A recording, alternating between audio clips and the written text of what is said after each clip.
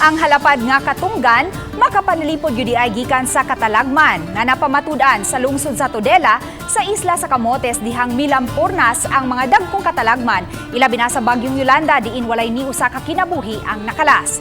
Giisip kini ang kamahinungdanon sa mangrove forest nga moy sentro sa environmental tourism sa lungsod. Ani ang report.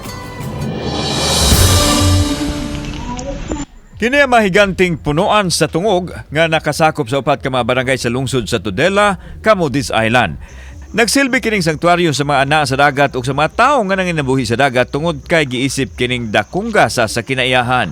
Labaw sa tanan ang katunggan maoy naghatag og proteksyon sa katawhan batok sa pwersa sa kinaiyahan. Gilampurnas man sa Super Typhoon Yolanda kaniadto ang halos tanang nagiani ni apan wa kini makapukan sa kalig-on sa mangrove forest nga maoy taming sa mga tawo gikan sa kabangis sa katalagman. Subay nini ibida sa Tudela LGU ang katunggan pinagi sa paghimo nining festival. Gikan sa randan nga Balanghoy Festival, hulipan kini og Katunggan Festival. Nakita na sa mga tao so unsa kay importante ang iyang significance, no?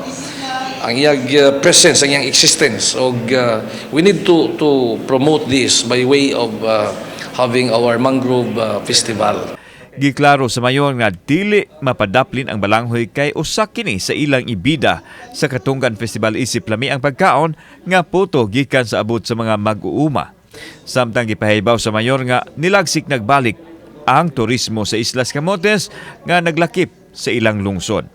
Pag-focus na sa tourism, agipod og pag-respond sa dakong kakulangon during the pandemic. Ang kinaiyahan nga maampingan musukli usab sa pagpanalipod sa katawhan sama sa lungsod sa Tudela nga maampingon nga giamuman nila ang kalikupan.